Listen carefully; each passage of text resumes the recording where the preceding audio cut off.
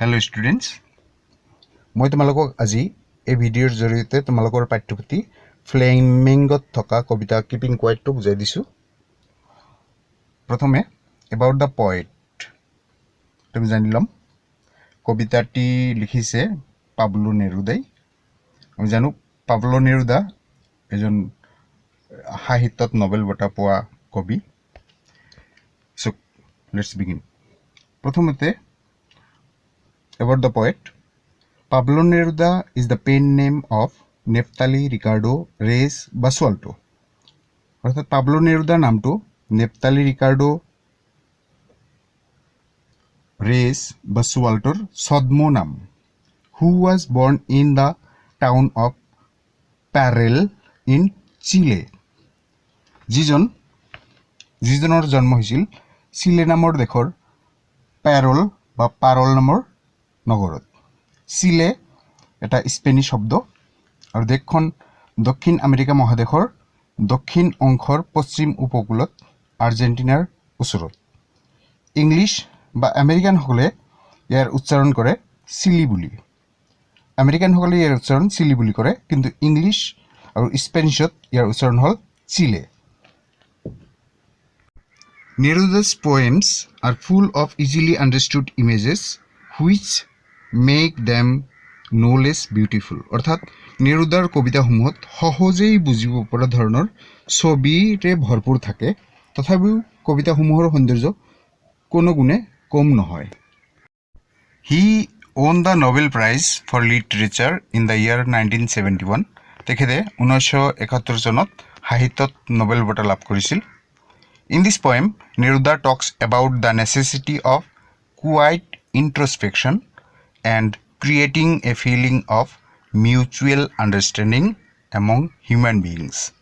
অর্থাৎ এই কবিতাটিত কবিয়ে নীৰৱ আত্ম অন্বেষণৰ প্ৰয়োজনীয়তা সম্পৰ্কে আৰু মানৱকুলৰ মাজত পাৰস্পৰিক বুজাবুজিৰ অনুভূতি সৃষ্টিৰ প্ৰয়োজনীয়তা সম্পৰ্কে আলোচনা কৰিছে। কবিতাটো পঢ়াৰ আগতে ইয়াতে লিখা আছে before you read, what does the title of the poem suggest to you. কবিতাটোৰ শীৰ্ষটোত তুমি কি বুজি পাইছা বা শীৰ্ষটোৱে কি নিৰ্দেশ কৰিছে। What do you think the poem is about, কবিতাটোৰ বিষয়বস্তু কি হ'ব পাৰে অনুমান কৰিব দিছে প্ৰথমতে, তাৰপিছত পঢ়িব দিছে। অ'কে, তোমালোকৰ অনুমান যিয়েই নহওক, এতিয়া আমি কবিতাটো লৈ আহোঁ।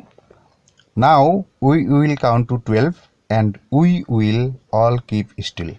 এতিয়া আমি 12লৈকে গণিম আৰু আমি সকলোৱে স্থিৰ হ'ম, স্থিৰ হৈ থাকিম। ষ্টিল মানে লৰচৰ নকৰা অৱস্থা, একেবাৰে শান্ত অৱস্থা। ইয়াত 12লৈকে গণি পেলাই যে একেবাৰে স্থিৰ হ'ব কৈছে, এয়া আমি সাধাৰণতে কেতিয়াবা কৰোঁনে? নিশ্চয় নকৰোঁ, কাৰণ আমি প্ৰত্যেকেই বৰ ব্যস্ত। স্থিৰ হৈ অলপ সময় ৰৈ থাকিলে আমাৰ বহুত লোকচান হ'ব পাৰে বুলি আমাৰ মনটোৱে সদায় আমাক কিবা নহয় কিবা এটাৰ ব্যস্ত কৰি ৰাখে। কবিতাটোত কবিয়ে একেবাৰে সাধাৰণভাৱে কথাখিনি কৈছে, কিন্তু এয়া একেবাৰে সাধাৰণ কথা মুঠেই নহয়। পৃথিৱীত মহান বিজ্ঞানী দাৰ্শনিকসকলৰ সৃষ্টি তেতিয়াই হৈছে যেতিয়া সিহঁতে নিজ ইচ্ছাত স্থিৰ হ'ব পাৰিছে। নিউটনে মাধ্যাকৰ্ষণ শক্তি আৱিষ্কাৰ কৰিছে যেতিয়া একো নকৰাকৈ স্থিৰ হৈ গছৰ তলত বহি আছিল আৰু আপেলটো পৰিছিল। তাৰ মনটো সেই সময়ত স্থিৰ নাথাকিলে তেখেতে গমেই নাপালেহেঁতেন যে আপেল পৰিছে, তেখেতে বেলেগ কিবা চিন্তা কৰি থাকিলেহেঁতেন, কাৰণ মনটো একেবাৰে স্থিৰ থকাৰ কাৰণে আপেলটোৰ ওপৰত চিন্তা কৰিব পাৰিছে। Now we will count to 12 and we will all keep still. আমি এতিয়া 12লৈকে গণিম আৰু আমি সকলোৱেই শান্ত হ'ম বা স্থিৰ হৈ থাকিম, একেবাৰে লৰচৰ নকৰাকৈ থাকিম। তাৰপিছত কৈছে, for once on the face of the earth let us not speak in any language, let us stop for 1 second and not move our arms so' much. মাত্ৰ এবাৰৰ বাবে আহা আমি সকলোৱেই এই পৃথিৱীৰ বুকুত কোনো ভাষাতেই কথা নপতাকৈ থাকোঁ। আহা আমি থামি যাওঁ মাত্ৰ 1 ছেকেণ্ডৰ বাবে। আমাৰ বাহুজোৰ বা আমাৰ অস্ত্ৰ শস্ত্ৰবোৰ ইমান লৰচৰ নকৰাকৈ থাকোঁ। ইয়াত কবিয়ে পৃথিৱীৰ মানুহবোৰক আহ্বান কৰিছে কোনো ভাষাতেই কথা নক'বলৈ। কিন্তু কিয় কবিয়ে জানো আমাৰ বাক স্বাধীনতা কাঢ়ি নিয়াৰ চেষ্টা কৰা নাই? এয়াই আমাৰ হয়তো স্বাভাৱিক ধাৰণা, কিন্তু অলপ ভালকৈ ভাবি চালে গম পাবা যে এই ভাষা আমাৰ মাজত আহোঁতে বহু হাজাৰ বছৰ লাগিছে। প্ৰথমতে হয়তো মানুহে আন জন্তুৰ দৰেই আকাৰ ইংগিত অংগী ভংগী বা একেবাৰে ছবি আঁকি বা সাধাৰণ ধ্বনিৰেই মত বিনিময় কৰিছিল। কিন্তু আজি ভাষা মানুহৰ বিৱৰ্তনৰ ফলত ভাষা বহুত উন্নত হৈ গৈছে আৰু আজিৰ অৱস্থা পাইছে। আৰু সেইখিনিতেই লেঠাটো লাগি গ'ল। লাহে লাহে আজিৰ অৱস্থা পালে। এতিয়া প্ৰত্যেকৰ নিজৰ নিজৰ এটা ভাষা আছে। এটা গোষ্ঠীৰ এটা ভাষা লৈ এদল মানুহ আন দল মানুহৰ ভাষা বেলেগ। গতিকে সেই ভাষা লৈ এদল মানুহে আন দল মানুহৰ লগত কাজিয়া মাৰপিট মৃত্যুলৈকে হৈ আছে অবিৰতভাৱে, নহয় জানো? তাৰপিছত আকৌ কবিয়ে কৈছে, আহ্বান কৰিছে, for once on the face of the earth let us not speak in any language, let us stop for 1 second and not move our arms so' much, যে মাত্ৰ এবাৰৰ বাবেই পৃথিৱীৰ বুকুত আহা আমি কোনো ভাষাতেই কথা নোকোৱাকৈ থাকোঁ। 1 ছেকেণ্ডৰ বাবে আহা আমি থামি যাওঁ আৰু আমাৰ বাহুজোৰ বা অস্ত্ৰ শস্ত্ৰবোৰ ইমান লৰচৰ নকৰাকৈ থাকোঁ। ইয়াক আৰ্মছ শব্দটো দুটা ভিন্ন অৰ্থত ব্যৱহাৰ কৰা হৈছে। আৰ্মছ মানে বাহু বুজাব পাৰে, আৰ্মছ মানে যুদ্ধৰ অস্ত্ৰ শস্ত্ৰও বুজায়। আৰু কবিতাটোত দুয়োটা অৰ্থই প্ৰাসংগিক। প্ৰথমতে স্থিৰ হোৱাৰ কথা কৈছে আৰু পিছত কিন্তু কবিয়ে যুদ্ধৰ কথা আলোচনা কৰিছে। গতিকে ইয়াতে আৰ্মছ মানে বাহু বুজাইছে আৰু যুদ্ধৰ অস্ত্ৰ শস্ত্ৰও বুজাইছে। ইয়াক পান বুলি কোৱা হয়, এটা শব্দ ব্যৱহাৰ কৰি দুটা ভিন্ন অৰ্থ প্ৰকাশ কৰা। For once on the face of the earth, let us not speak in any language. Let us stop for 1 second and not move our arms so much. গতিকে কবিয়ে কৈছে, মাত্ৰ এবাৰৰ বাবেই পৃথিৱীৰ বুকুত আমি কোনো ভাষাতেই কথা নোকোৱাকৈ থাকোঁ। 1 ছেকেণ্ডৰ বাবে আহা আমি থামি যাওঁ আৰু আমাৰ বাহুবোৰ ইমান লৰচৰ নকৰাকৈ থাকোঁ। ইয়া কৰিলে কি হ'ব? তাৰপিছত কবিয়ে কৈছে, কিন্তু ইয়া কৰিলে কি হ'ব? কবিয়ে কৈছে, it would be an exotic movement without rush, without engines, we would all be together in a sudden strangeness. ইয়াতে এক্সটিক শব্দটোৰ অৰ্থ হ'ল, এক্সটিক সেই বস্তুবোৰক কোৱা হয় যিবিলাক বহুত দূৰৰ দেশৰ, আমাৰ লগত পৰিচিত নহয় আৰু পোৱাও যায় একেবাৰে বিৰল, মানে সেইবিলাক পোৱাই নাযায় সাধাৰণতে। গতিকে সেই এক্সটিক মানে একেবাৰে আনইউজুৱেল, ফাৰ এৱে কিন্তু প্লিজেণ্ট, তাক এক্সটিক বুলি কোৱা হয়। এয়া এক অত্যন্ত ৰূপে দূৰদেশীয় অস্বাভাৱিক বিৰল মুহূৰ্ত এটা সৃষ্টি হ'ব। অৰ্থাৎ এনেকুৱা এটা সময় আহিব আমাৰ কাৰণে যিটো সময় আমি কেতিয়াও অনুভৱ কৰাই নাই, সেইটোক এক্সটিক মুভমেণ্ট বুলি কৈছে। উইদাউট ৰাছ, কোনো ধৰণৰ খৰখেদা নোহোৱাকৈ। উইদাউট ইঞ্জিনছ, কোনো ধৰণৰ ইঞ্জিন বা যান বাহন নোহোৱাকৈ, য'ত কোনো ধৰণৰ ইঞ্জিন নচলিব, সেনেকুৱা অৱস্থাত।